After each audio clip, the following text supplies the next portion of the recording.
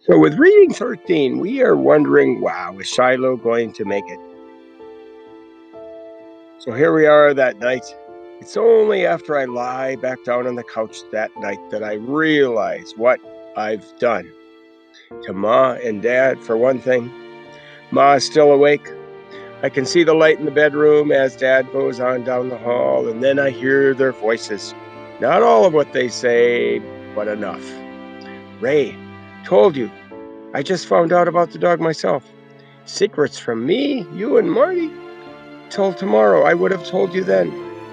Every day, the mail to Judd's place mentions the dog to me, and all the time up on my own property, me not even knowing. I bring my arms against my ears and hold them there. So many things gone wrong. It's hard to remember anything going right. Doc Murphy knows I've got Judd's dog now. Dad's mad at Ma, and we won't know till tomorrow if Shiloh's even going to make it. And worst of all, I brought Shiloh up here to keep him from being hurt. And what that German Shepherd has done to him was probably worse than anything Judd Travers would have brought himself, short of shooting him anyways. And this time, when the tears come again, I don't even fight, don't even hold them back.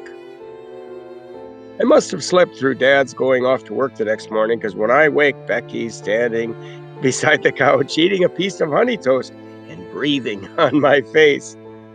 Daryl Lynn's already told her about the dog because she asks right off, "Where's it at, the doggy?" I sit up and tell her the dog's at Doc Murphy's and we'll find out how he is this afternoon. And then I look in the kitchen at Ma, and there's a set look on her lips that means trouble, that means don't mess with her, because she's already in trouble with Dad. I go outside, pick me up a couple of wormy peaches, and sit on the stoop eating them, spitting out the wormy places. Daryl Lynn comes out and sits beside me. Today, she's all kindness. "Judd Travers don't take care of his dog, Marty. No wonder it would come up here," she says, trying to say the right thing. I can tell she's been figuring it all out from what she overheard between Ma and Dad and everything else Ma told her. I take another bite of the peach. "It wasn't like you stole him," she says. "That dog come up here on his own." "Just hush up, Daryl Lynn," I say, which I had no business saying. I didn't want to talk to anyone, that's all. "Well, you could have told me and I wouldn't have told anyone." "Thanks." "Ma says we got to give him back to Judd Travers when he's better." I get up and start toward the hill to clean up the ground where Shiloh was attacked, see if there's any way I can put the fence wire over the top of the pen to keep out the shepherd. "What's his name, Marty?" Daryl Lynn calls after me. "Shiloh," I tell her. I'm only halfway up the hill when I hear a car and turn around. It's Mrs. Howard's car, and David's in it. Soon as he sees me, he jumps out. It's still moving a little and comes running toward me. "I get to stay here today," he yells, waving a kite he's brought with him. Everyone else is going to Parkersburg, and I didn't want to go. I look over to where Ma and Mrs. Howard are talking, sees Ma nodding her head, and I get lonely sometimes up at our house, but today I want that loneliness. Don't want to talk to Daryl Lynn or Becky or Dad or even Ma. And if we had a telephone, I'd be calling Doc Murphy every hour. As it is, I have to wait till Dad gets home from work before I can find out about Shiloh. Can't go down there pestering Doc with all his patients to see. "What do you want to do?" I asked David, trying to dig up at least a little bit of enthusiasm. David and I are in the same grade, even though he's taller and heavier and he looks like junior high already. "Try out this kite in your meadow," he says. I lead him around the long way away from Shiloh's pen, and he doesn't even notice because he's unwrapping the kite made of silk or something, which one of his relatives brought him.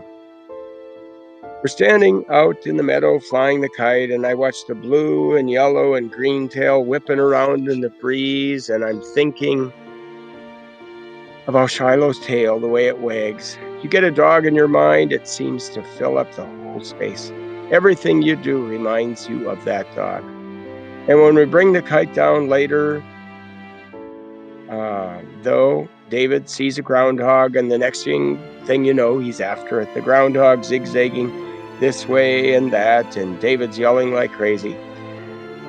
I'm taking your kite back down to the house, David, I yell when I see him getting near Shiloh's pen. He goes on running and yelling. I'm going to get a handful of soda crackers. You want to make some peanut butter cracker sandwiches, I call out, trying to get him to follow.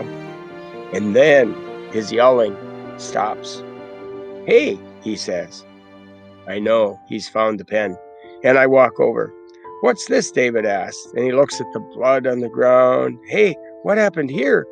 I go over and yank his arm and make him sit down, and he's looking at me bug-eyed. You listen to me, David Howard, I say. And whenever I say David Howard, he knows it's serious. Only did it twice in my life. Once when he sat on the paper flower pot I'd made for Ma at school. And once when he saw me with my pants down in the bathroom. That really made me mad. But today I'm not mad. I'm serious. Something awful and terrible happened here, David, and if you tell anyone, even your mom and dad, may Jesus make you blind. That kind of talk my folks can't stand, but it came from Grandma Preston herself. Ma says Jesus don't go around making anyone blind, but Grandma Preston always used it as a warning, and she went to church Sunday morning and evening too. David's eyes were about to pop out of his head. What? He asked again. Well, you know Judd Travers? He was murdered? No. But you know the way he was mean to his dogs? He killed one of his dogs in there. No. Let me tell it, David. No, so David said he killed one of his dogs in there? No, let me tell it, David. You know how he's missing a dog? Yeah? Well, it come up here on its own, and I let him stay. I built him a pen, and I kept it a secret, and I named him Shiloh. David stares at me, and then at the plot of the pen, and then back at me again. Well, last night, I tell him, Baker's German Shepherd jumped the fence and tore him up. We took Shiloh to Doc Murphy's, and Judd don't know. David's mouth falls open and hangs there. Wow, he says. He says it again. I told David how hurt Shiloh was and how we've got to wait until tonight to see how he is. And then we go to it in his pen together, and David helps me clean up the blood and pull up all the grass with blood stains on it and throw it over the fence into the woods. It's easier somehow with David helping. With David knowing even. If it was me by myself, I'd be thinking again and again how this would never have happened if Shiloh could have got away from the shepherd. And I look at David and I think we're friends for life. And then I think of how there are exactly 7 people who know I have Judd Travers' dog. And it's only a matter of time before somebody lets it out. Probably Becky. She'll warble it out to the first person coming up the lane. Do you ever notice how the more a little kid tries not to tell a secret, the sooner it gets out? Nothing a child can do about it. A secret is just too big for a little kid. What I didn't expect was that at 3:30, before Dad came home, here's Doc Murphy's car chugging up the lane, and he's got Shiloh in the back seat. And I'm standing out by the oak tree with David taking turns at the bag swing when I see the car and Shiloh's head raised up in the back seat. I'm over to that car in 3 seconds flat. Cry ever sounded so happy as the one that came out of my throat. All of us were crowding around the car, Ma and Daryl Ann and Becky and David Howard, and all of us saying, Shiloh, here, boy, holding out our hands, and Shiloh's trying to lick everything in sight. Patient recovered faster than I thought he would, Doc says, getting his big belly out from behind the steering wheel and standing up. So I figured I'd bring him over myself, and then to Mother. Had patients coming in and out today and don't know what I wanted. Don't know that I wanted them to see the dog. She nodded. I'm going to pay for this, Doc Murphy, I tell him. You send the bill to Dad and he'll pay it, but then I'm paying him. Well, son, that's a generous thing to do with a dog that's not even yours, he says. Is he all well now? No, not by a long shot. Think it's going to be a couple weeks to heal, and I can't promise you he'll walk without a limp. But I got him sewn back up and full of antibiotics. And if you keep him quiet for a few days and let him off that leg, I think he'll pull off just fine. If Ma was mad at me before, she's not now. Not the way Shiloh was licking all over both of her arms, getting a quick lick at her face every time she bends close. Becky sticking her hand out for Shiloh to lick, and when he does, she squeals and pulls it back. And Shiloh's tail is going like crazy. It's like a welcome home party, Ma. What welcome home party? Ma has me bring in this cardboard box from the shed, and we put an old pillow at the bottom of it and cover it with a clean sheet, and Doc Murphy lays Shiloh down inside it.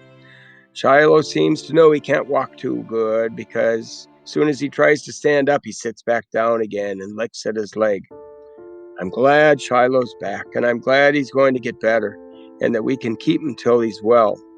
But the more I sit there petting his head, feeling his happiness, the more I know I can't give him up. I won't.